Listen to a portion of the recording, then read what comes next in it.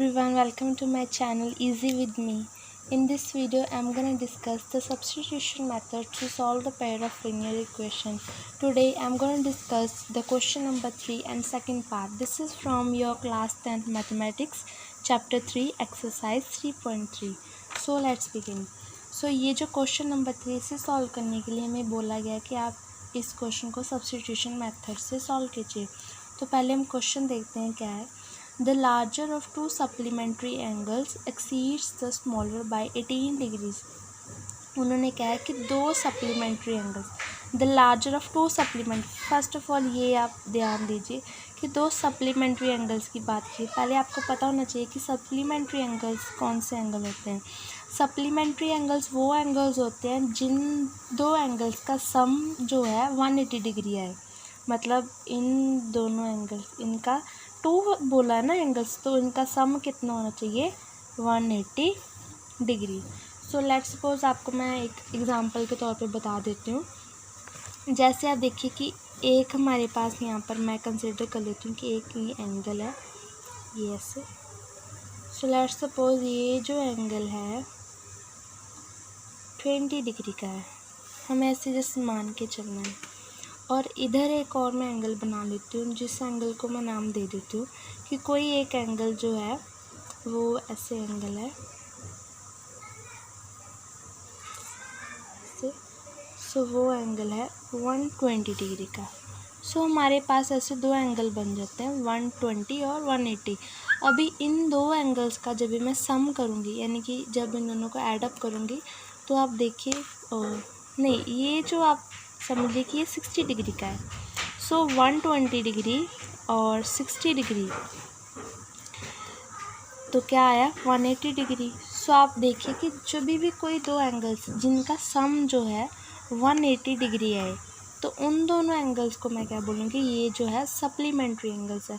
अभी इन दो एंगल्स को जब भी मैं ऐसे इनको अरेंज करके लिखूँगी, या फिर मैं कहूँगी ऐसे, ये जो 160, ये जो 60 डिग्री का है, और इस तरफ पे यहाँ पर मैं बना दूँ एक एंगल ऐसे करके, ये अलग सा एंगल है, और ये है 120 डिग्री का। जब भी इन दोनों को एंगल्स को मैं मिलाऊंगी तो ये ऐसे हमारे पास एक एंगल बन जाएगा। ये दोनों एंगल्स का ऐसे, ये जो है ऐसे एंगल, बट इनका सम जो है 120, इसका जो है 60 डिग्री, और ये टोटल क्या हो गया 180 डिग्री का। यानी कि एक हमारे पास ऐसे लीनियर एंगल बन जाता है 180 डिग्री का। सो इस तरह से आप समझ सकते हैं कि सप्लीमेंट्री एंगल्स क्या होते हैं। सो हम यहाँ पर देखते हैं। अभी फर्स्ट ऑफ ऑल उन्होंने क्या था, to supplementary angles. So angles तो हमें यहाँ पर पता नहीं है, ये मैंने जस्ट एक एग्जांपल के तौर पे आपको बताया। यहाँ पर सप्लीमेंट्री एंगल्स तो हमें तो पता नहीं है। सो मैं क्या कर लेती हूँ, दो एंगल बताया उन्होंने कि एक larger of two supplementary angles exceeds smaller by 18 degrees. So एक जो लार्जर एंगल है, let the larger angle equal to x and the smaller angle equal to y। ठीक है, तो सप्लीमेंट्री एंगल्स पहले क्या होते हैं, x और y, x plus y is equal to 180 degree. कोई भी दो एंगल्स x प्लस वाई, उनका सम जो है 180 degree. So this is our equation number 1। ठीक है, सो सेकंड कंडीशन में क्या क्या है, फिर से आप इसको पढ़िए। The larger of two supplementary angles, उन्होंने क्या कि दो सप्लीमेंट्री एंगल्स हैं, उनमें से जो एक एंगल देखिए, यहाँ पर भी देखिए, वैसे भी कोई एक लार्जर और एक स्मॉलर एंगल होगा। सो यहाँ पर उन्होंने क्या है कि जो लार्जर एंगल है ना, वो स्मॉलर से बड़ा है। लार्जर एंगल स्मॉलर से बड़ा है, लेकिन कितना बड़ा है 18 डिग्रीज। सो यहाँ पर आप देखिए, कोई भी दो चीज़ों को इक्वल में लिखना होगा, तो मैं क्या करूँगी, किसी भी दो चीज़ें के बीच में इक्वल टू का साइन तभी आता है जब भी वो इक्वल हो। तो यहाँ पर उन्होंने कहा है कि अगर मान लीजिए कोई आपका बड़ा भाई है या छोटा भाई है, तो बड़ा जो है छोटे से कितना बड़ा है, मतलब एज डिफरेंस क्या है, कितना एज डिफरेंस है। तो उन दोनों की एज को अगर आपको इक्वल में लिखना होगा, तो मान लीजिए आपका जो बड़ा भाई है उसकी कितनी एज का है वो नहीं पता, लेकिन कितना बड़ा है, मतलब 5 ईयर्स ज़्यादा है, तो उसकी एज क्या है x, छोटे की क्या है y। बट जो बड़ा है वो कितना 5 ईयर्स ज़्यादा बड़ा है, मतलब 5 ईयर्स की एज ज़्यादा है। तो आप क्या करेंगे कि छोटे की एज में 5 को प्लस करेंगे, बड़े की एज में नहीं करेंगे, क्योंकि ये ऑलरेडी 5 ईयर्स ज़्यादा है इसकी एज, बट यहाँ पर इसकी एज 5 ईयर्स कम है, तो इसकी एज में 5 में ऐड कर दूँगी, तो इन दोनों की एज इक्वल में हो जाएगी। ठीक है, सो लेट्स सपोज इसकी 10 ईयर्स है, तो छोटा क्या है 5 ईयर्स का। अभी 10 और 5 इक्वल तो नहीं, अगर इसमें मैं इसकी एज में कितनी ज़्यादा है 5 ईयर्स ये ज़्यादा है ना, तो यहाँ पर मैं 5 ऐड अप कर दूँगी, तो यहाँ पर भी मैं लिख सकती हूँ ना 10 इक्वल टू 10। क्लियर, यही पर मुझे करना है कि larger of two supplementary angle exceeds the smaller by 18 degree, कि जो लार्जर एंगल है वो स्मॉलर से कितना बड़ा है 18 डिग्रीज। सो देखिए लार्जर एंगल कौन सा है एक्स एंड स्मॉलर क्या है वाई, बट यहाँ पर इन दोनों को इक्वल नहीं लिख सकती। कैसे, अभी क्या करूँगी 18 डिग्री इस जो स्मॉलर है उसमें 18 में ऐड अप कर दूँगी और ये दोनों आपस में इक्वल आ जाएंगे। क्लियर, तो ये तो हो गई हमारी इक्वेशन नंबर 2।